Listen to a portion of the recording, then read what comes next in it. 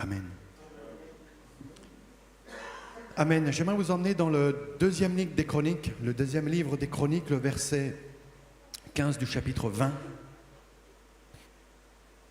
Yaziel dit quelque chose d'intéressant au roi Josaphat. Et nous pouvons bien sûr le prendre pour nous. Il leur dit, vous habitants de Jérusalem et tous les autres Judéens, et surtout toi, roi Josaphat, écoutez bien. Voici ce que le Seigneur vous dit. N'ayez pas peur. Ne soyez pas effrayés devant cette immense armée. Le résultat du combat ne dépend pas de vous, mais de moi, votre Dieu. Alors on pourrait se dire, c'est un combat, c'est la guerre, c'est dans l'Ancien Testament, mais je sais que vous avez tous des combats. Nous en avons tous. Et pour certains, c'est très compliqué, et pour certains, ça dure. Et ça dure. Et ça dure encore. Et là, pourtant, notre Seigneur nous encourage ce matin en nous disant, n'aie pas peur. Combien de fois, des situations que nous ne maîtrisons pas, que nous ne contrôlons pas, nous volent notre paix pour nous laisser la peur. Finalement, nous sommes effrayés.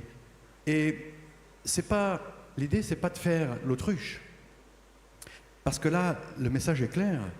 Cette armée est immense. Votre problème, notre problème est immense. Pour chacun d'entre nous. Et j'aimerais nous dire que Dieu insiste pour nous dire que le combat ne dépend pas de nous, mais de lui.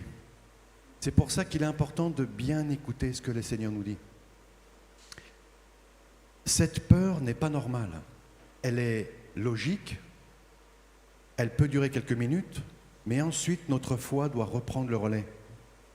Et j'aimerais nous dire que quelle que soit la montagne qui est devant nous, qui se dresse devant nous, alors nous devrions être et garder dans cette paix.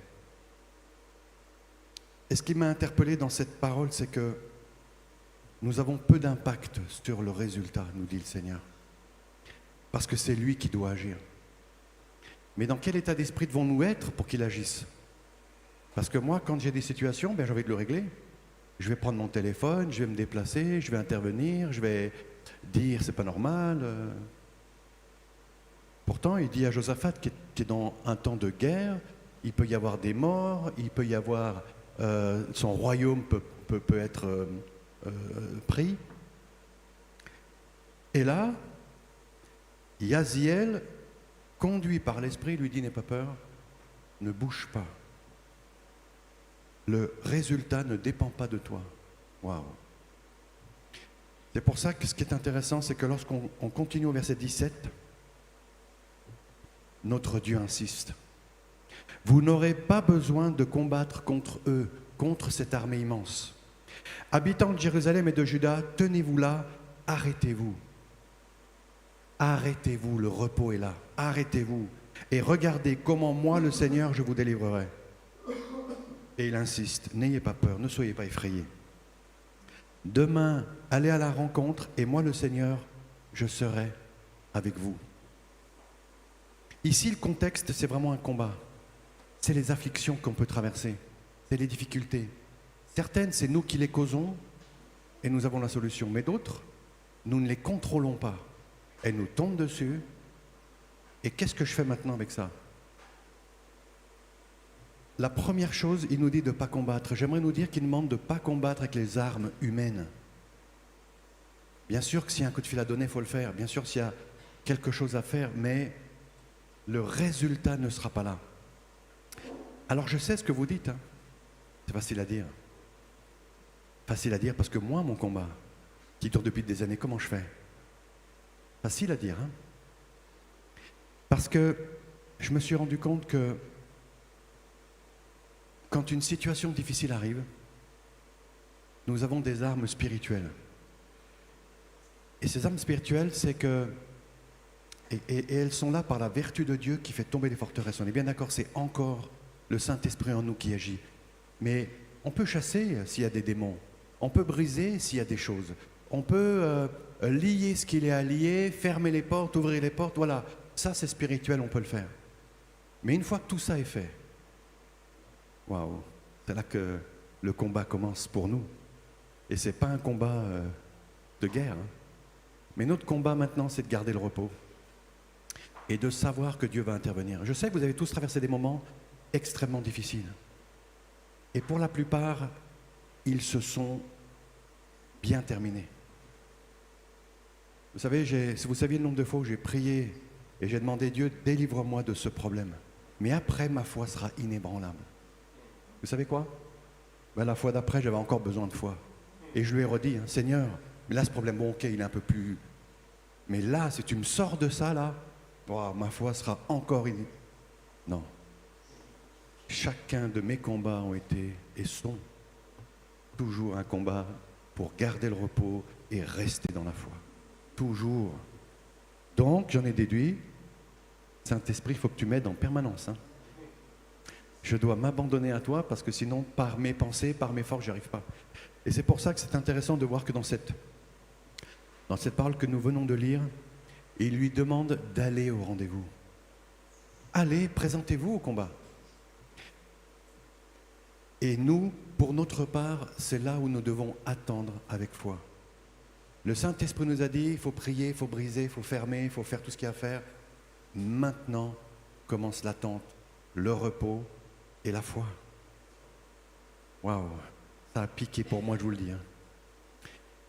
Et je me suis même surpris de voir à quel point des petites choses, a priori, pouvaient me voler ma paix, voler le sommeil.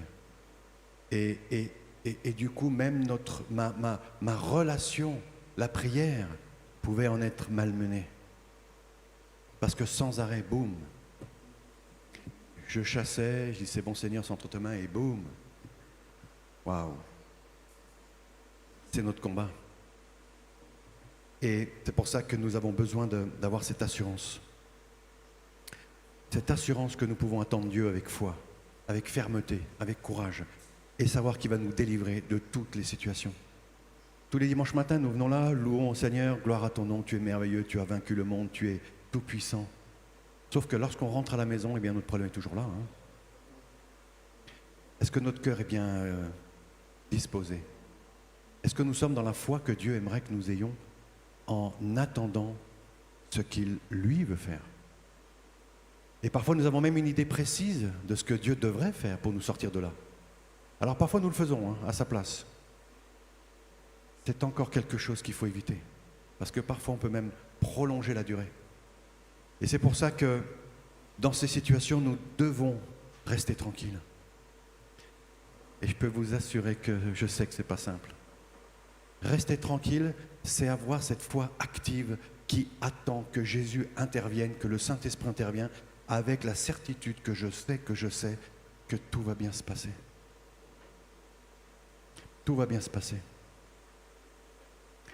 Et plus on sera, j'ai remarqué pour ma part que plus vite j'entrais dans cette paix, moins ça durait longtemps.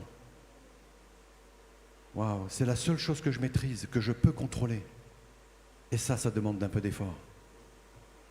En tout cas, un effort pour rester dans la foi, mais dans cette foi qui sait que Dieu va intervenir.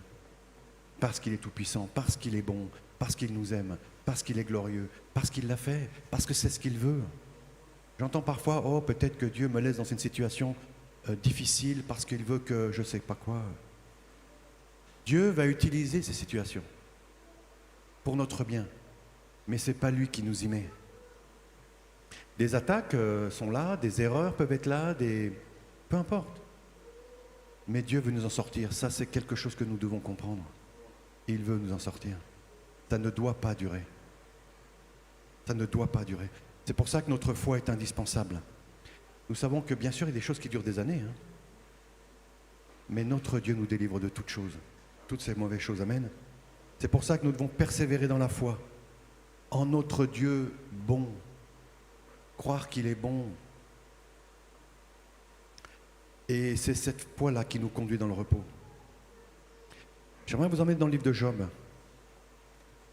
L'Esprit parle à travers un ami de Job au chapitre 35, le verset 14. Parce qu'il lui dit, mais il nous dit à nous aussi, même si tu affirmes ne pas le remarquer, ta cause est devant lui. Attends-le. Même si tu affirmes que tu ne vois pas la main de Dieu dans ta vie, même si tu affirmes que Dieu t'a abandonné, même si tu affirmes que Dieu t'a oublié, tu ne le remarques pas, mais ta cause est devant lui. Toutes nos causes sont devant les yeux de Dieu. Il n'en oublie aucune. Attends-le. Waouh, ça c'est notre combat. Attends-le. Ça c'est mon combat. Attends-le. Même lorsque c'est long, Dieu est en train de préparer une solution. Et vous savez quoi? Il le fait à sa manière. Pas la mienne, pas la vôtre. À sa manière. Et sa manière, eh bien, parfois nous avons du mal à le comprendre. Lorsque nous voyons, et nous avons tous traversé des difficultés, lorsque nous voyons le résultat, et lorsque moi, en tout cas pour ma part, j'analyse, je me dis, moi, j'aurais pas fait comme ça. Waouh. J'aurais pu prendre des raccourcis plus rapides, moins d'obstacles. Non. Par contre, c'est vrai que je me suis rendu compte qu'après, vu qu'il utilise toutes ces situations pour mon bien, eh bien, ma foi grandit. Ma foi et ma paix reviennent plus rapidement. Mes doutes, mes inquiétudes partent plus vite. Parce que je sais. Parce que je sais qu'il est là et qu'il ne m'abandonnera pas. Vous savez, c'est souvent quand on commence à analyser la situation puis qu'on a l'impression, oh là là, mais si ça dure, comment je vais faire? C'est ça qui nous inquiète. Des fois, ce n'est pas que le problème. C'est ce que nous imaginons que le problème va faire ou l'impact qu'il aura dans notre vie. Nous devons rester calmes et nous dire que ça va bien, que Dieu est en train de préparer la solution. Et une fois de plus, une fois que nous avons compris ça, patientons. Patientons. Et c'est cette foi agissante, cette foi qui croit qu'il va y avoir quelque chose. Pas juste la foi de croire, la foi de croire qu'il va se passer quelque chose. Et que ce quelque chose sera à notre avantage. Eh bien, c'est ça qui nous conduit dans le repos. Toutes ces pensées qui nous disent que ça va durer, que ça va être difficile, que ça va être pire, que ça va impacter la famille, le travail, que ça va... Comment je vais faire, qu'est-ce que je vais manger, où je vais dormir, qu'est-ce qui se passe. Le Seigneur sait. Il ne nous abandonnera pas. C'est vrai que parfois j'ai vu qu'il intervenait quand j'étais au bord du précipice. Pourquoi pas plus tôt, Seigneur? Entre le bord du précipice et 1 mètre avant, j'ai dû abandonner. Seigneur, je ne peux plus rien faire, j'ai tout essayé. Maintenant, si tu veux que je tombe, je vais mourir, ben on y va. Et arrivé là, il me dit, non, non, bouge pas, voilà la solution. C'est pour ça que parfois j'entends, je suis au bord, mais il n'intervient pas. On a besoin de tout lâcher, d'avoir cette confiance absolue au Saint-Esprit qui est en nous, il va agir. Et plus vite on le fait, plus vite on lâche, plus vite on croit dans cette foi active qu'il va, on ne sait pas comment, mais il va le faire. Allons voir le psaume 62, si vous voulez bien. Le psaume 62, les versets 6 à 9, l'Esprit nous dit encore, « Oui, mon âme, repose-toi sur Dieu, car c'est de lui que vient mon espérance. Oui, c'est lui mon rocher et mon salut, ma forteresse. Je ne serai pas ébranlé. Sur Dieu repose mon salut et ma gloire. Le rocher de ma force, mon refuge est en Dieu. En tout temps, peuple, confiez-vous en lui. Épanchez vos cœurs devant lui. Dieu est notre refuge. » On voit que le psalmiste parle à son âme. « Mon âme, repose-toi sur Dieu. » Si vous saviez le nombre de fois où j'ai dû hurler sur mon âme, « Tais-toi, mon âme. Arrête de toujours voir le pire. Arrête d'avoir peur. » Jésus est là.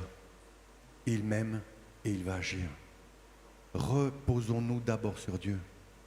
Pas sur nos capacités et pas même sur les capacités de celui ou de celle ou de la situation. Reposons-nous sur Dieu. Car c'est de lui que vient mon espérance. J'en ai parlé tout à l'heure. Si notre espérance est que ça va s'aggraver, alors la peur va nous envahir. Si notre espérance est que Dieu va intervenir, et il va le faire parfaitement bien au bon moment, alors notre paix, la paix va revenir.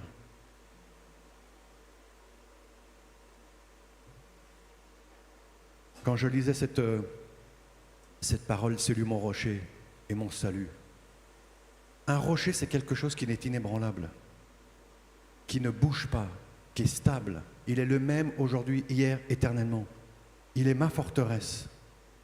Et ce qui est fou, c'est que lorsque j'ai compris qu'il disait je ne serai pas ébranlé. Waouh, le nombre de fois où moi j'ai été ébranlé, je me suis dit, Seigneur, qu'est-ce que tu dis? De qui tu parles? Comment je peux faire, moi, pour ne pas être ébranlé? Sur Dieu repose mon salut et ma gloire. Lorsque je vis et que je vois nos vies, parce que je vous connais un peu, eh bien, des fois je me dis, Seigneur, où est notre gloire? Waouh! Et à cette question, une fois de plus, nous ne devrions pas regarder aux yeux humains. Notre gloire est en Christ. Et il va nous faire sortir de ces situations. Et ces situations, il va les faire profiter pour que nous puissions nous-mêmes encore encourager les autres. Il va s'en servir.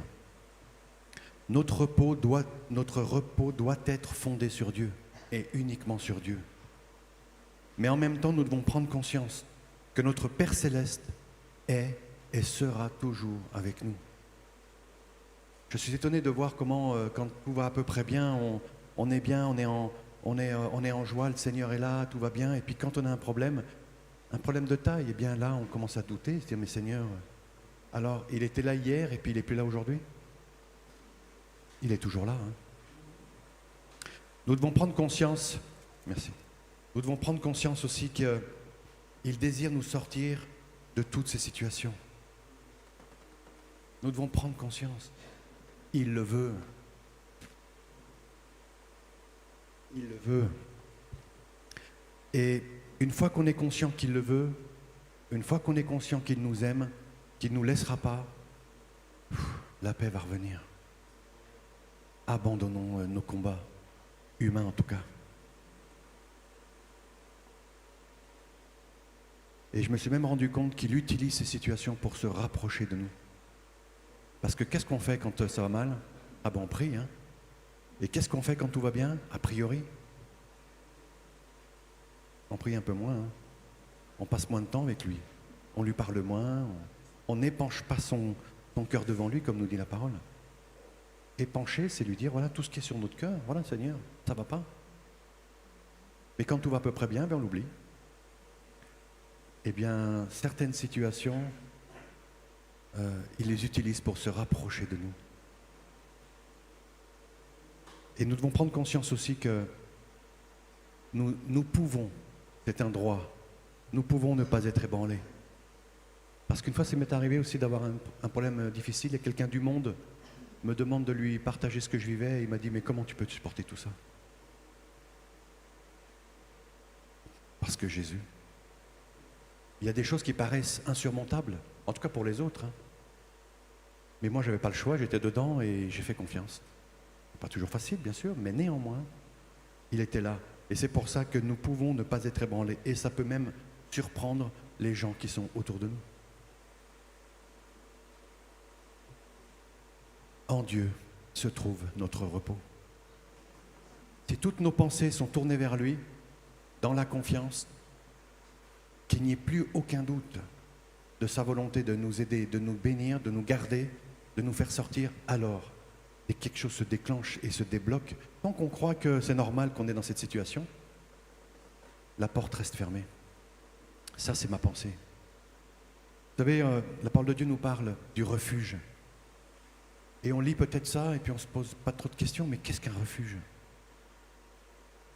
Un refuge, c'est un endroit où il ne peut rien nous arriver. Il peut y avoir des bombes, il peut y avoir des tremblements de terre, il peut y avoir de la confusion, il peut y avoir des grêlons. On est à l'intérieur d'un bâtiment qui n'est inébranlable. Notre Dieu, notre refuge. Lorsqu'on rentre dans cette relation, qu'on dit Seigneur, je m'abandonne à toi, on doit être conscient que rien ne peut nous toucher. Il est notre refuge et la paix vient nous envahir parce que nous savons qu'il est là. Nous sommes en lui, dans ce refuge-là. Il est notre refuge. C'est pour ça que persévérer pour garder le repos, était pour moi un titre intéressant. Faire un effort pour rester dans le repos. Waouh. Sinon, le repos nous quitte facilement. Hein. Et c'est pour ça que lorsque nous entrons dans ce repos, eh bien, nous pouvons être dans la joie malgré les afflictions. Nous entendons des témoignages, des gens qui vivent des choses difficiles, des frères, des sœurs qui vivent des choses difficiles et qui pourtant ont dit « la joie ne m'a pas quitté ». Waouh, refuge. Elle était dans son refuge, il ne pouvait rien lui arriver, elle était convaincue que Dieu allait agir. Ça n'allait pas être facile. Il y a des temps, il y a des moments pas faciles, c'est vrai. Mais notre refuge, Christ en nous, notre refuge. Et ce n'est pas un endroit à l'autre bout de la planète ou sur une autre stratosphère. Hein. Notre refuge, Christ vit en nous. Nous sommes dans le refuge. Et c'est pour ça que lorsque j'ai eu ce message, je me suis dit, nous avons besoin de conditionner et de maîtriser notre chair, la soumettre à la volonté de Dieu. Je me suis rendu compte que pour ma part, ce n'est pas naturel. Ce qui est naturel, c'est la peur. Ce qui est naturel, c'est mon cerveau a une capacité d'aggraver les situations, c'est extraordinaire. Mais quel effort je dois faire pour rester dans sa paix? Quel effort je dois faire pour maîtriser ma chair et dire, mon âme, tais-toi. Parfois, quand je traverse des moments, j'entends dans mon cœur, crois seulement. Waouh, je vous assure que ça ne me rassure pas. Hein. Crois seulement. Et pourtant, c'est ce qu'il nous demande. Crois seulement que je suis là, que je vais arriver, que je vais te dépatouiller de tout ça, je vais te libérer, je vais te rendre ton honneur, je vais te redonner ta gloire. Crois seulement. Waouh. Ou c'est comme Paul qui avait ma grâce te suffit. Quand on est dans les afflictions, waouh. Alors on le proclame, on le chante et c'est merveilleux et bien sûr que c'est la vérité. Mais lorsqu'on est dans des situations difficiles, ça ne suffit pas toujours. Hein. C'est parce qu'on n'a pas compris. On doit revenir. Qu'est-ce que la grâce? Qu'est-ce que Dieu pour moi? Qui il est et qu'est-ce qu'il attend et qu'est-ce qu'il veut? Mais heureusement, parce qu'une fois de plus, lorsqu'on parle comme ça, on pourrait se dire, je vais peut-être mettre en place des stratégies et surtout pas. C'est l'Esprit de Dieu qui va nous y aider. C'est lui qui va le faire. C'est lui qui va nous donner cette capacité. C'est pour ça que nous devons toujours revenir dans notre refuge, revenir dans nos secrets, prier, épancher nos cœurs. Et lorsqu'on sort de là, Seigneur, c'est entre tes mains. J'abandonne toute chose, fais ton œuvre. Ça paraît simple comme ça, mais c'est tellement difficile. Quand on le dit comme ça paraît simple, mais je sais que vous savez que c'est dur. Parce que je le sens même quand je vous parle. Hein. Waouh! L'Esprit de Dieu va nous y aider. Allons dans l'épître, la première épître aux Corinthiens, le chapitre 9 et le verset 27. Regardez ce que Paul nous dit. « Je traite durement mon corps, je le maîtrise sévèrement, de peur qu'après avoir proclamé la bonne nouvelle aux autres, je me trouve moi-même disqualifié. » Paul était conscient de ce qui se passait. Hein. Et si ça a été écrit, c'est parce qu'il voulait nous encourager, nous aussi. Et Dieu te dit, je sais ce que tu traverses. Et il nous demande de traiter durement notre corps, de traiter notre chair, notre âme, et lui dire, toi, tu te tais, je ne t'écoute plus. Tu me mens, tu triches, tu as peur. Ce n'est pas les attributs de Dieu, ça. Eh bien, ça nous demande de maîtriser, de traiter durement notre corps et de le maîtriser sévèrement. Waouh! Vous savez, je suis là devant vous, mais moi j'ai cette peur, hein, qu'après avoir proclamé la bonne nouvelle aux autres, que je sois moi-même disqualifié. Waouh! Et vous savez qu'il y a beaucoup de situations qui nous poussent parfois à être disqualifiés. Moi aussi. Nous devons résister. Et résister, c'est continuer à revenir à Dieu, revenir à l'Esprit de Dieu et dire, Seigneur, je sais que tu es là. Je sais que tu es là, tu ne m'abandonneras pas, malgré ce que je peux voir et entendre. Et c'est pour ça que nous devons être conscients aussi, être attentifs à la volonté de notre chair. Vous savez, je me rappelle, un jour, j'étais à la maison et je priais, et je me rendais compte qu'il se passait des choses et que je priais des bénédictions et mon âme pleurait des malédictions. Et j'ai dû crier sur mon âme et lui dire, mais mon âme, tu veux m'entraîner à la mort ou quoi? J'ai dû refuser et rejeter ça, hein, avec violence. Mon âme, tes pensées vont me conduire à la mort. Hein. Quel combat, hein. C'est pour ça que nous devons être attentifs, que notre chair, naturellement, veut aller par là.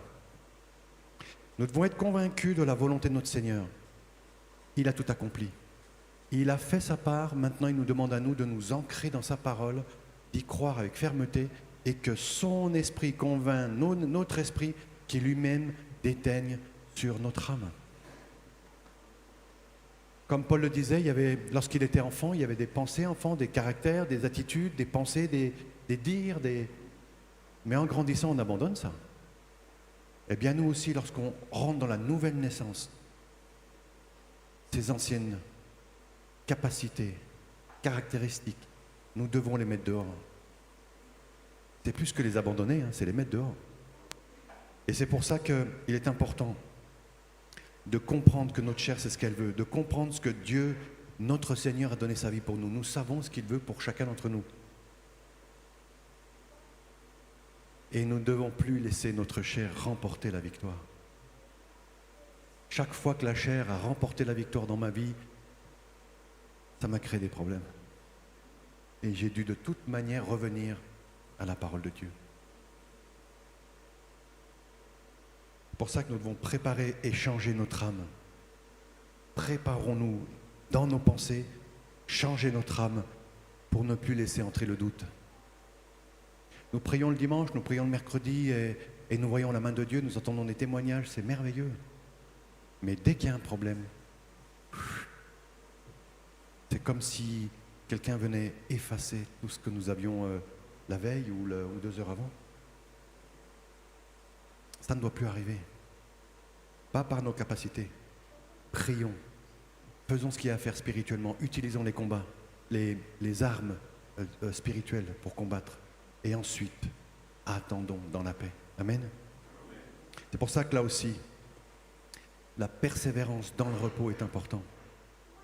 Je dois persévérer pour garder le repos, sinon il s'en va très naturellement. J'aimerais vous emmener dans l'évangile de Luc, le chapitre 14, les versets 28 et 29.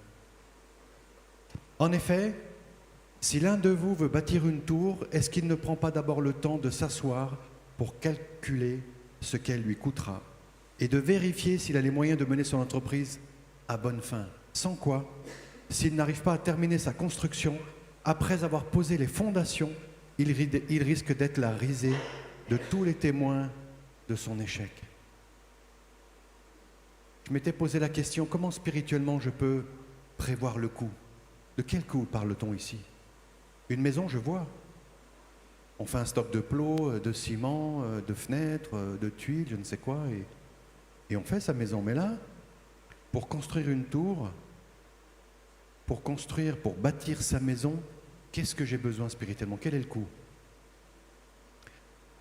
Je pense que la préparation, c'est déjà de nous armer de notre foi. On ne peut rien faire sans une foi forte et active. Cette foi qui attend quelque chose de concret. Oui, certains ont la foi que Dieu existe, qu'il est vivant, tout va bien, mais dans sa vie, il n'y a plus de foi. Là, on le fait à la mode charnelle. Mais non, notre foi doit, en s'appuyant sur la parole de Dieu, on doit tirer de ce qui a été fait dans les lieux célestes, on doit le tirer dans ce monde. Et tout ça se fait dans le calme, la tranquillité et la paix. C'est pour ça que la première chose, nous avons besoin de nous armer de notre foi. Et comprendre une fois de plus pour la situation, comprendre la volonté de Dieu. Lorsque nous sommes malades, Dieu ne veut pas que nous restions 5 ans malades. Hein. Lorsque nous traversons et que nous n'avons plus de travail, Dieu ne veut pas que nous passions du temps sans travail. Mais parfois j'entends, ah c'est peut-être la volonté de Dieu. Ah mais peut-être que mes ancêtres ont fait quelque chose. Soyons attentifs à ce qui sort de notre bouche. De notre bouche, il y a la vie et la mort. Hein. Je sais que certains traversent des moments difficiles, que ce soit au niveau de la santé, du travail, peu importe, et que ça dure. Je ne suis pas en train de vous culpabiliser que vous n'avez pas fait ce qu'il fallait. Mais quelles que soient les circonstances, continuons à rester attachés à cette conviction que Dieu veut nous sortir de cette situation. Nous pouvons désobéir, nous pouvons nous tromper, nous pouvons mal comprendre, nous pouvons mal saisir, nous pouvons avoir toutes sortes de mauvais comportements. Mais à un moment donné, il faut revenir à la parole de Dieu. C'est pour ça que sa volonté, c'est ne pas nous laisser tels que nous sommes. Nous devons, même spirituellement, changer, grandir. Quand j'entends un chrétien qui me dit « Oh, mais moi, ça fait 30 ans que je suis comme ça », eh bien, il me fait peur. Parce que moi, ce n'est pas toutes les semaines, mais presque, où je prends un petit « Hop, qu'est-ce que tu fais là ?» Vous voyez? Et tous les jours, on doit attendre à ce que Dieu nous change. Et nous devons accepter ce changement. Et c'est pour ça que sa volonté, c'est de ne pas nous laisser tels que nous sommes et ni nous laisser dans des difficultés. Amen. C'est pour ça que le coup de cette construction, c'est vraiment saisir la volonté de notre Père, nous efforcer d'y rester attachés, persévérer dans le repos et bien sûr le louer et l'adorer. La parole de Dieu nous dit de louer et l'adorer dans toutes les circonstances. Et vous savez quoi, j'ai fait moi. Waouh, c'est chaud. Hein? Quand tout s'écroule, quand tout va mal, oh Jésus, tu es merveilleux. Quand des gens nous veulent du mal, que c'est difficile, oh mais tu es tout puissant Seigneur. Waouh. Eh bien je me suis rendu compte qu'en le faisant, il se passait quelque chose de bizarre en moi. Eh bien toutes ces choses partaient et la paix revenait. Parce qu'effectivement, en proclamant tu es merveilleux, tu es tout puissant. Qu'est-ce que ce problème pour toi?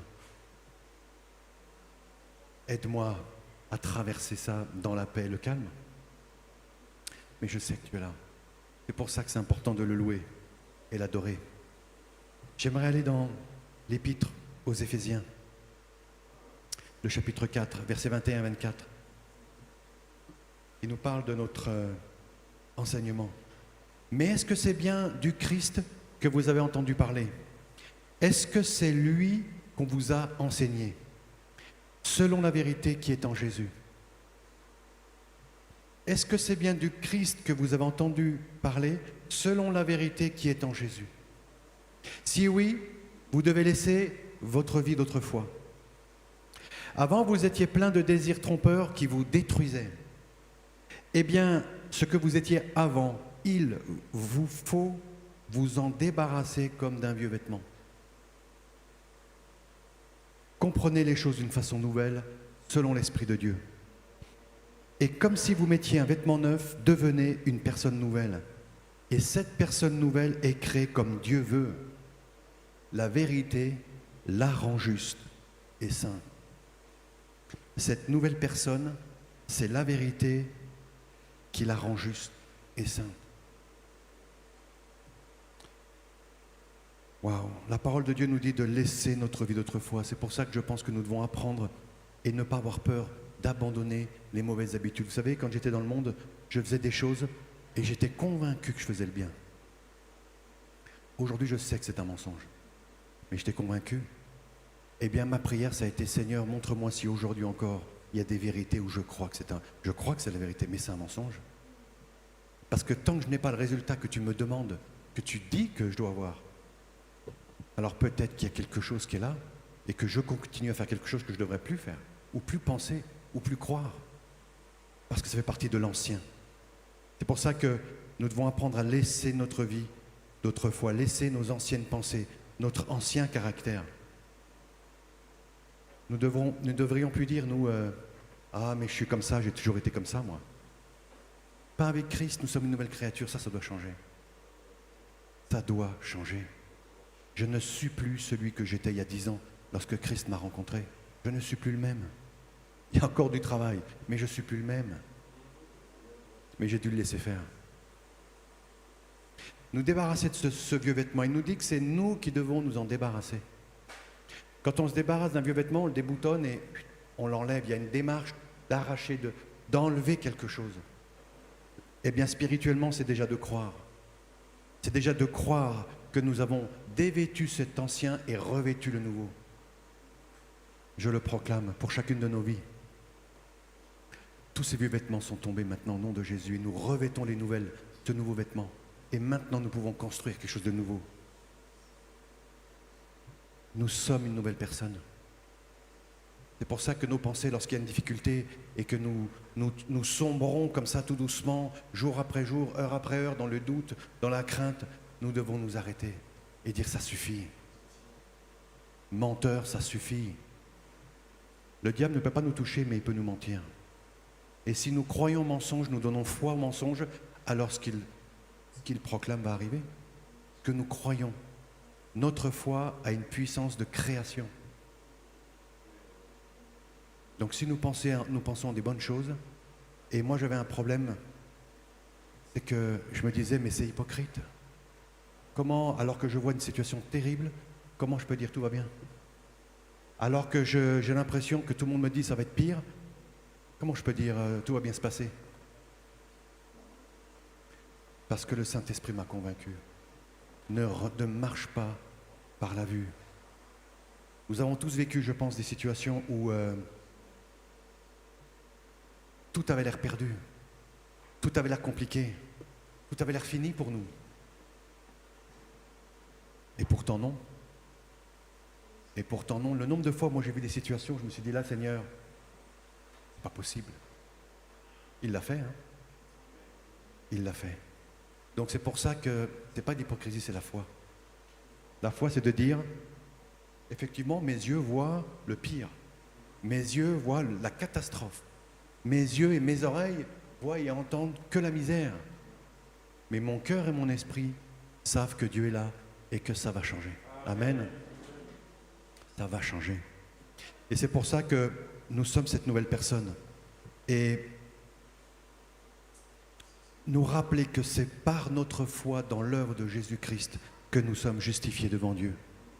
Je suis tellement surpris de voir encore que certains d'entre nous croient en Dieu, savent que Jésus est venu, qu'il est bien le Fils du Père, qu'il est bien venu pour nous laver, et puis on se considère encore avec ce vieux vêtement de « Waouh, débarrassons-nous de ça ». C'est son œuvre qui nous a justifiés. Revêtons-nous spirituellement et croyons que nous l'avons reçu. Et nous deviendrons cette nouvelle, nous vivrons comme cette nouvelle créature. Amen.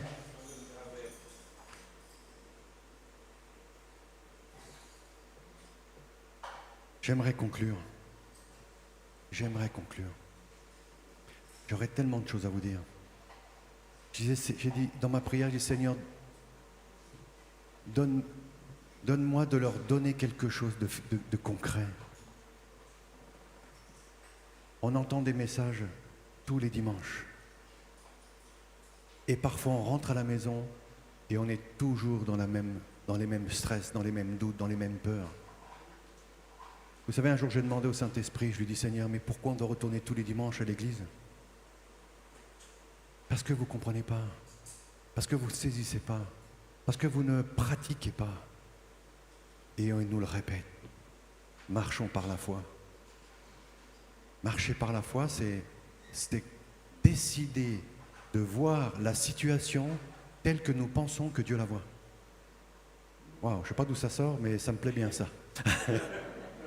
Merci Seigneur. Ne pas continuer l'histoire qui a commencé devant nos yeux physiquement, mais par la foi, je décide de voir cette situation comme j'aimerais qu'elle soit, ou comme je pense que Dieu la voit. Et elle est belle, et elle est bonne. Le nombre de personnes que j'ai entendues, j'y arriverai jamais à marcher avec Dieu et qui le font. Le nombre de personnes qui m'ont dit, je ne pourrais pas prier. Ils prient. Le nombre de frères et de sœurs que j'ai entendu me dire, mais comment vous faites pour vous lever dans une salle, prier à haute voix? Elle le fait. Les yeux de l'époque ne pouvaient pas le saisir. Mais la foi, est-ce que c'est un mensonge de prophétiser ce qui va arriver? Non, c'est la vérité. Prenons l'habitude de prophétiser. Voilà ce que j'attends dans cette situation. Voilà ce qui va arriver, comme ça et comme ça. Seigneur, c'est entre tes mains. Mais j'aimerais bien que ça se passe, en tout cas à la fin, comme ça. Et puis j'avais cette pensée aussi de ne pas chercher à comprendre comment Dieu, j'en ai parlé un peu tout à l'heure, ne pas chercher toujours à comprendre comment Dieu va faire. On ne peut pas le comprendre. Il passe par des endroits incompréhensible, mais son chemin est parfait. Amen. C'est pour ça qu'en conclusion, j'aimerais vraiment nous rappeler de ne pas demander l'avis à notre âme, son avis concernant notre position spirituelle. Trop souvent, nous demandons à notre âme de nous confirmer que nous sommes bien spirituels. Ça ne marche pas. Notre âme ne peut pas comprendre. Et parfois, nous passons des temps un peu difficiles et puis nous sentons que nous nous éloignons un peu de Dieu, on prie moins et on va demander à notre âme, comme ça on va sonder à l'intérieur si est-ce qu'on est spirituel ou pas. Ça ne marche pas. Notre âme dira, ben non. Ben non. Nous devons croire, l'esprit est en nous, point. Jour et nuit, point. Qu'on fasse du bien ou pas, point. Certes, on peut l'attrister, mais il est là. Il est là. Et pour ça, ne pas demander son avis à notre âme concernant notre position spirituelle. Pour conclure aussi, j'aimerais nous rappeler de rejeter les pensées qui nourrissent notre part charnelle. Je sais que ce n'est pas simple, mais tout ce qui va nourrir notre ego, tout ce qui va nourrir notre plaisir personnel, bien sûr que ce n'est pas mauvais, mais soyons vigilants parce que parfois nous utilisons ces choses-là pour marcher spirituellement. Et ça nous fait du tort. On ne peut pas marcher spirituellement en nous nourrissant de ces choses-là. Si ma pensée est nourrie par le fait que le monde va mal, alors comment spirituellement je peux prier pour mon frère qui est en Iran? Oh là là, ça va tellement mal, comment? Le pauvre. Mais bien sûr que non. L'Esprit de Dieu agit là-bas. Amen. C'est pour ça que rejetons toutes ces pensées, tout ce qui nourrit notre part charnelle. Et puis j'avais cette pensée également de ne plus nous préoccuper de notre image et de notre apparence dans les yeux des hommes. J'avais un problème avec ça. J'étais capable d'abandonner mes convictions simplement parce que l'autre attendait autre chose de moi. Parce que je ne voulais pas créer de conflit, je ne voulais pas créer de problème, je ne voulais pas déranger l'autre, je ne voulais pas le gêner, je ne voulais pas me faire remarquer. Et vous savez quoi? Lorsqu'on assume, eh ben on n'est pas rejeté. Hein. On n'est pas rejeté, les gens nous disent je comprends. C'est pour ça de ne plus nous préoccuper de cette image et de cette apparence que le monde veut et attend de nous. Nous sommes différents, nous le savons. Nous sommes différents. Et c'est pour ça que nous devons apprendre à assumer, à aimer celui et celle que nous sommes. Et ensuite, ben, tant pis si on perd quelques personnes au passage. Mais c'est important parce que parfois, cette tendance charnelle nous pousse à faire des erreurs et à désobéir. Et parce que surtout que le fait de se rendre conforme à ce que l'autre attend de nous, alors ça va nous-mêmes nous mettre en porte-à-faux et on va devoir se repentir à un moment donné. Parce qu'on s'est soumis à ce que l'autre attendait de nous. Et dans mon cas personnel, je préfère dire non et créer un peu de grabuge plutôt que de devoir me repentir devant mon papa que j'aime trop et que j'ai pas envie de décevoir. Amen. C'est pour ça que rappelons-nous que seuls les yeux de notre Seigneur comptent. Et il nous dit que nous n'avons rien besoin de faire de plus pour qu'il nous aime plus. Il nous aime agapé, point.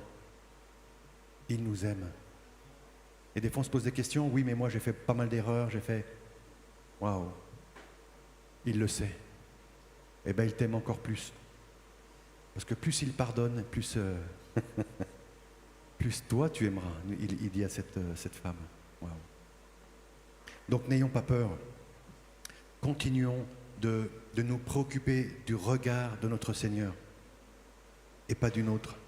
D'ailleurs, je sais pas, il y a quelque temps, je vous avais posé la question si plusieurs d'entre vous avaient demandé à Dieu ce qu'il pense de lui-même, ce qu'il pense de lui. Et j'ai l'impression qu'on n'est pas nombreux.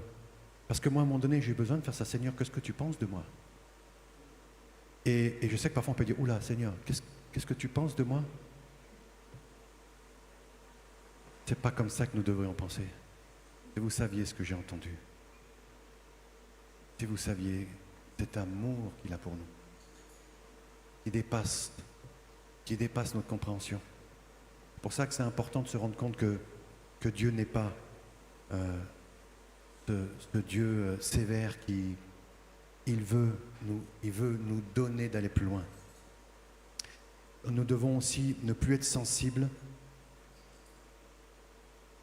et affectés par le comportement de notre entourage. Je vois à quel point nous nous laissons là aussi manipuler parfois.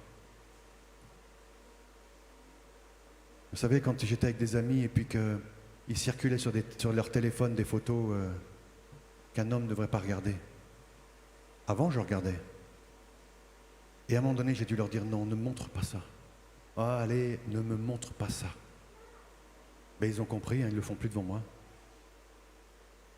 Certains le feront, d'autres pas. Mais maintenant, de temps en temps, je vois qu'ils oublient. Non, pas moi. Restez ça. C'est pour ça que nous devons avoir ce courage. Ne plus être sensible et pas affecté par le comportement. Et comprendre que nous sommes différents d'eux. Nous devons également accueillir avec foi les pensées qui nourrissent notre esprit. Là aussi, je suis étonné que parfois nous voyons des frères, des sœurs qui agissent, qui font des choses pour Dieu et nous continuons à dire, oh là, est-ce que c'est vraiment de Dieu ça? Ah bon? Est-ce qu'il y a eu des guérisons? Est-ce qu'il y a eu des délivrances, choses comme ça? Oui, ça vient. Ah, il prêche Jésus, il dit que, oui, ah, c'est pas. Soyons attentifs. Accueillons avec foi les pensées qui nourrissent l'esprit, qui nourrissent notre espérance en Christ, notre espérance dans sa volonté et qui nous encouragent. Ces pensées qui nous encouragent, ces pensées qui nous font du bien, ces pensées qui nous donnent d'aller faire 1 kilomètre de plus. Nous rappeler que l'amour de Dieu est parfait à notre égard. Amen. Et nous focaliser sur tout ce qui nous pousse vers la victoire. Nous l'avons chanté ce matin. Allons et saisissons tout ce qui nous pousse à la victoire et rejetons tout ce qui nous tire vers le bas. Nous avons besoin de persévérer pour garder la paix et le repos que Dieu nous a acquis. Amen.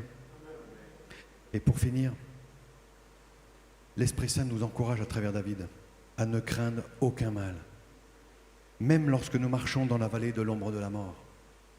Parce que notre Seigneur marche avec nous et il utilisera tous les moyens nécessaires pour nous encourager, pour nous rassurer et pour nous consoler. Amen.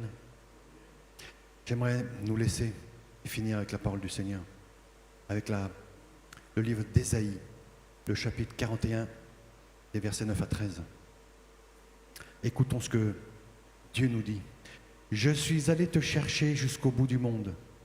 Je t'ai appelé depuis les régions les plus éloignées.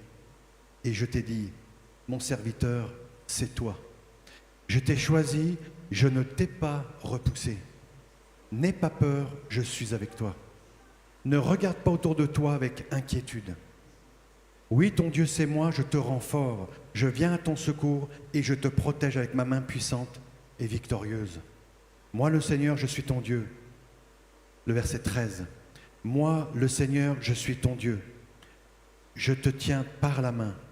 Je te dis, n'aie pas peur, je viens à ton secours. » Amen et Amen.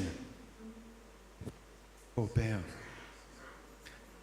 Père, nous te rendons grâce. Merci encore pour ta parole. Donne-nous vraiment que cette parole soit vivante en nous. Lorsque tu nous dis que tu nous tiens par la main, et bien que chacune de mes sœurs, chacun de mes frères puisse sentir ta main. Que nous puissions vivre, Seigneur, prendre conscience que tu nous protèges et que ta main est puissante et victorieuse. Seigneur, je te remets toutes les situations de mes sœurs, de mes frères. Tu connais toutes choses, Seigneur. Et tu vois à quel point, parfois, nous ne contrôlons rien. Nous voyons à quel point c'est difficile. Et nous perdons courage, Seigneur. Père, donne-nous de prendre conscience que tu nous rends forts, que tu viens à notre secours, que tu nous protèges, que ta main est puissante et victorieuse. Et qui nous dit victorieuse, cela veut dire que nous aussi, nous le sommes. Eh bien, Seigneur, donne à chacun de nous la grâce de saisir tout ça, que ce ne soit pas juste des mots, Père, au nom de Jésus, quelles que soient les circonstances, que nous puissions les faire changer. Nous voyons dans l'Ancien Testament, nous voyons les prophètes changer les circonstances. Père, donne-nous cette audace, donne-nous la foi de croire que nous pouvons changer les circonstances et raccourcir le temps de souffrance. Père, nous te bénissons, nous te rendons gloire encore aujourd'hui. Merci pour ton œuvre, merci pour tout ce que tu as fait pour chacun d'entre nous. Nous te bénissons, nous te glorifions nous voulons encore nous attendre à toi, Seigneur. Donne-nous de comprendre que ce refuge est inaccessible, à part par toi et nous. Ce refuge nous protège, il est indémontable, il est infracturable. Seigneur, nous voulons rester dans ce refuge. Tu es notre refuge. Alors merci pour ta bonté, merci pour ta gloire. Seigneur, je prie également pour que toutes ces situations soient réglées. Je délie tout ce qui doit être délié, Seigneur, dans ces situations. J'ordonne à toutes ces situations difficiles, qu'elles viennent de l'ennemi ou pas, de partir, de lâcher maintenant au nom de Jésus. Seigneur, que le désir des cœurs de mes sœurs, de mes frères soit accompli, Seigneur, au nom de Jésus. Père, je te rends gloire pour chacune de nos vies. Nous croyons que tu agis avec puissance et autorité pour que toute la gloire te soit rendue, au nom de Jésus. Amen. Amen.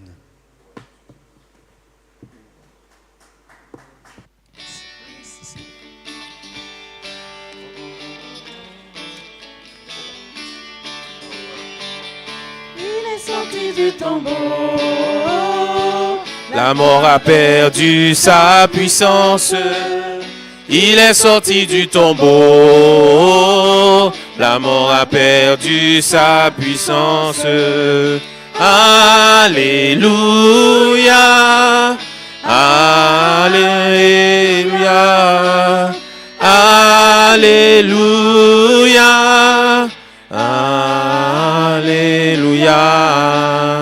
Il est vivant pour toujours, c'est pourquoi j'ai l'espérance. Il est vivant pour toujours, c'est pourquoi j'ai l'espérance. Alléluia, alléluia, alléluia, alléluia. Il est sorti du tombeau. Oh, la mort a perdu sa puissance. Il est sorti du tombeau. La mort a perdu sa puissance. Alléluia, alléluia, alléluia, alléluia. Il est vivant pour toujours, c'est pourquoi j'ai l'espérance. Il est vivant pour toujours, c'est pourquoi j'ai l'espérance. Alléluia, alléluia, alléluia, alléluia, alléluia,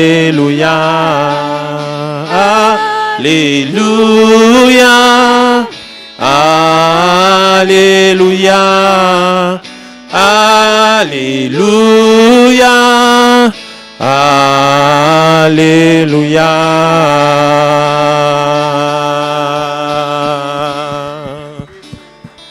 Gloire à Dieu. Gloire à Dieu. Gloire à Dieu. Merci, Seigneur. Il est sorti du tombeau.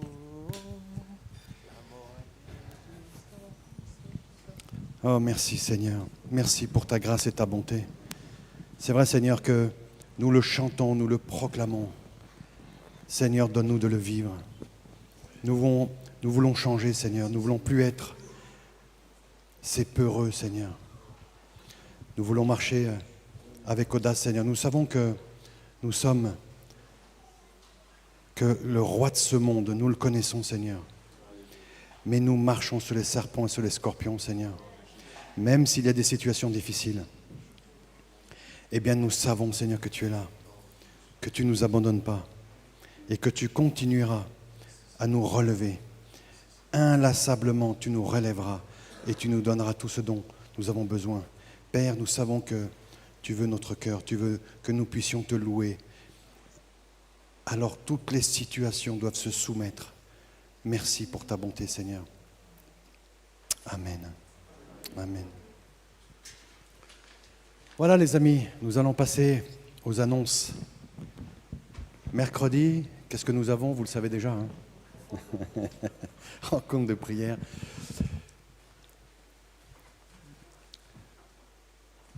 Jeudi, nous avons notre partage biblique. Thomas fait le partage biblique jeudi soir. Tous ceux qui veulent bien sûr se rajouter, ils nous demandent le lien et puis il y a juste un lien, tac, on se connecte et là on continue. Le jeudi, c'est bon. Ensuite, partage, ah oui, ça c'est le 5 juillet, je vais appeler Liliane, il me semble, qui veut nous parler de ce partage, évangélisation et communion fraternelle le 5 juillet. C'est bientôt, hein? C'est Liliane qui veut... C'est samedi, oui. Samedi 5 juillet, oui. Si Liliane, tu veux nous dire quelque chose? Il y aura des pique-niques, des tentes, grillades au parc. Tiens. Bonjour à tous. Comme vous le savez tous, l'Église a organisé un pique-nique le 5 juillet. C'est chaque année. Et je voulais juste vous dire que pour les personnes qui ont... Enfin, c'est au Parc des Évaux, pour ceux qui ne connaissent pas l'endroit où se trouve, qu'ils aillent vers Tullio pour qu'ils puissent... soit ils vont ensemble, ils prennent le transport public, soit ils expliquent juste où ça se trouve. Et puis, vers la porte, il y a une liste pour que chaque personne puisse noter ce qu'il va apporter pour éviter qu'il y ait qu'on ramène tous les mêmes saucisses. Donc du coup, également pour le covoiturage, pour les personnes qui ont des voitures, qui peuvent ramener des personnes qui n'ont pas qui peuvent pas prendre le transport public. Donc qu'ils viennent, ceux qui ont des voitures, qu'ils puissent aussi noter dans la liste qui est à côté de la porte. Et moi aussi, je suis disponible dans ma voiture pour prendre au moins 4 personnes. Le rendez-vous, ce sera ici, à l'église, à 10h. Et pour les chaises, je pense que l'église va communiquer dans le groupe de l'église pour des personnes qui ont des voitures pour pouvoir ramener les chaises à l'endroit. Donc, je pense que j'ai tout dit, hein, j'ai rien oublié. C'est sympa comme pique-nique. L'année passée, on était tous ensemble. Il y aura plein d'activités, il y aura du foot, il y aura des jeux de société. Il y a Tullio qui était à la grillade aussi. C'était super bien. C'était vraiment sympa. Donc, je vous encourage à venir. C'est chaque été que l'Église prépare ça. Merci.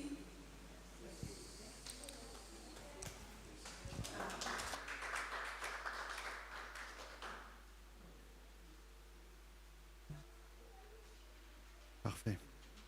Parfait.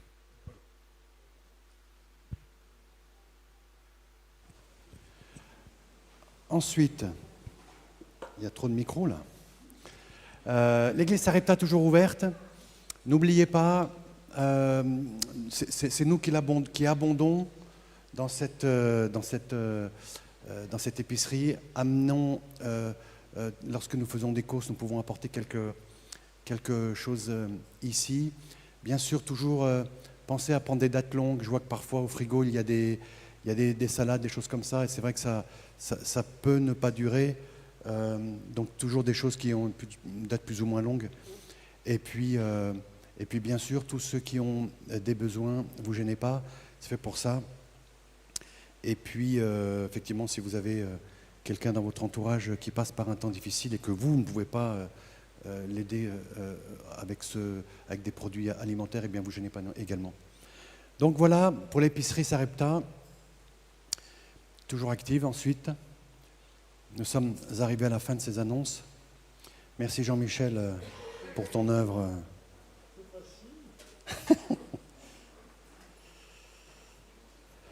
Oh, gloire à Jésus. Seigneur, nous te rendons gloire pour les finances. Merci Père de bénir, de de te glorifier dans la vie de chacune de mes sœurs, chacun de mes frères, au nom de Jésus. Et que l'abondance soit dans notre vie, soit notre partage, Père, au nom de Jésus. Père, que cette communauté, que cette assemblée soit dans l'abondance, Seigneur. Merci de nous donner de financer tout ce que nous avons à financer. Merci pour toutes ces activités que tu nous donnes de faire, Père, au nom de Jésus.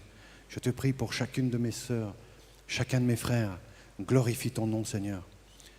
Que chacun puisse vivre décemment, Seigneur. Au nom de Jésus, que tous les besoins de mes frères et de mes sœurs soient comblés par ta main, Seigneur, au nom de Jésus. Nous croyons, Père, que tu es tout-puissant. Conduis-nous, Seigneur. Si quelqu'un d'entre nous est sur une mauvaise voie, eh bien, montre-lui, Seigneur. Nous voulons te servir, Seigneur. Nous voulons t'obéir. Nous voulons faire tes œuvres. Alors que par ton esprit, nous puissions tout accomplir ce que tu attends de nous. Que les œuvres que tu as préparées d'avance pour chacun d'entre nous, eh bien, nous voulons les pratiquer. Merci, Père. Merci pour ta tendresse, ta bonté. Que toute la gloire, l'honneur et la louange te reviennent, Père, au nom de Jésus. Amen. Amen. Voilà, les amis. Est-ce qu'il y a des personnes qui sont venues pour la première fois? Toute première fois, il me semblait. On va prier pour vous, si vous voulez bien. On peut prier, oui. C'est comment votre prénom? Votre prénom? Marisa? C'est ça, Marisa? Alors, on va prier pour Marisa, pour vous bénir.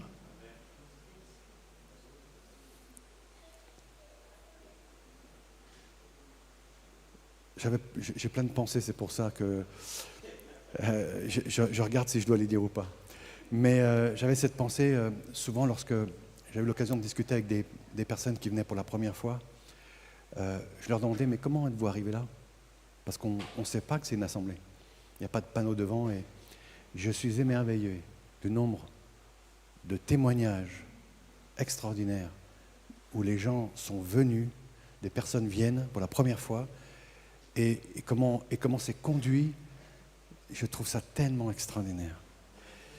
Et juste un témoignage, si j'ai encore 2 minutes, et après on priera pour Marisa, bien sûr. Je me rappelle une fois, je crois que c'était moi qui prêchais, et il y avait une dame qui était au fond comme ça, et j'étais au fond, puis elle était en train de... Elle s'était fait à boire, elle avait un café, puis je la voyais qu'elle tournait, elle n'osait pas trop venir me voir, mais je sentais qu'elle voulait venir, mais qu'elle n'osait pas trop, puis je la regarde, je m'approche, et puis du coup on parle, et puis je lui dis, ça va? Comment vous êtes arrivé là? Et elle dit, je pars demain dans une retraite spirituelle. Je ne devais pas être là aujourd'hui, mais il se trouve que dans la circonstance, dans les problèmes d'avion, je suis là. Et j'ai regardé sur Internet, il me semble, et j'ai trouvé. Et elle dit, vous savez, j'ai prié hier soir en disant, Seigneur, mais qu'est-ce que tu veux que je fasse pendant cette retraite? J'ai 1 semaine, et elle dit, votre prédication m'a donné tout le plan pour ma semaine, de tout ce que je devais faire. Waouh! Et elle est partie dans sa retraite pendant 1 semaine, et elle est venue sans savoir ce que Dieu attendait d'elle. Elle est repartie avec toutes les choses. Elle m'a dit, il y a 2-3 petites choses que je dois vraiment travailler. Donc voilà, c'est pour dire que c'est toujours intéressant pour nous de prier et de bénir. Père, nous te bénissons pour Marisa. Seigneur, tu connais son cœur, et tu connais toi aussi comment elle est arrivée jusque-là. Bien, Père, nous la bénissons au nom de Jésus. Nous te demandons, Père, de la garder, de la protéger, Seigneur. Tu connais son cœur, tu connais ses difficultés également, Seigneur. Et tu vois tous ces soucis peut-être de famille. Eh bien, Père, nous te demandons de venir régler tout ça. Ramène la réconciliation, ramène la paix, Seigneur, au nom de Jésus. Qu'elle n'ait plus de doute, Père, au nom de Jésus, de ce que tu attends d'elle. Seigneur, au nom de Jésus, nous te remettons Marisa et toute sa famille. Merci de la conduire dans les pas, dans les chemins, sur le chemin sur lequel tu veux qu'elle marche. Seigneur, il y a peut-être de la résistance, il y a peut-être des doutes concernant ce que toi tu attends d'elle. Eh bien, Saint-Esprit, viens lui donner la conviction que c'est bien ça que tu veux qu'elle fasse. Père, montre-lui le chemin et donne-lui le courage, l'humilité de faire ce que tu lui as dit de faire. Père, nous te rendons gloire pour sa vie, pour la vie de sa famille, au nom de Jésus. Nous la bénissons et nous te l'envoyons, Seigneur, qu'elle soit une bénédiction là où elle se trouve. Père, au nom de Jésus, qu'elle soit la lumière là où elle se trouve. Que toute la gloire te soit rendue, Père, dans la vie de Marisa, au nom de Jésus. Amen. Amen. Voilà les amis. Plus rien, je crois. Hein. Je vais prier, puis on va pouvoir rentrer tranquillement. Vous pouvez vous lever, oui, effectivement. Je vais prier pour chacun d'entre nous, Père. Père, nous te remercions encore ce matin pour ta présence. Merci pour ta bonté. Merci de nous avoir parlé, Seigneur, et encouragé. Seigneur, nous voulons faire encore un pas de plus. Nous voulons faire un pas de plus avec toi, pour toi. Père, nous te demandons encore de nous montrer. Donne-nous le discernement, Seigneur. Lorsque des pensées charnelles viennent, eh bien, montre-les-nous, que nous puissions nous en délivrer, Père, au nom de Jésus. Continue, Père, de nous conduire. Continue de nourrir notre âme, notre esprit, Seigneur. Nous voulons te servir selon ta volonté. Nous voulons te servir avec tes armes. Et nous voulons te servir avec tes règles. Saint-Esprit, nous te prions d'intervenir. Remplis chacune de mes sœurs, chacun de mes frères. Saint-Esprit, viens. Qu'il n'y ait plus d'obstacle à la liberté du Saint-Esprit.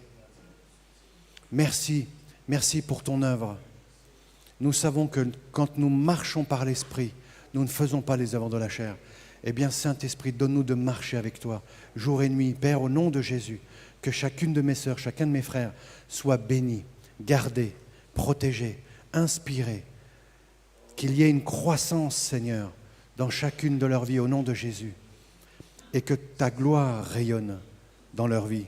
Et que tout ce qu'ils vont faire, penser, dire et proclamer soit pour ta gloire, au nom de Jésus.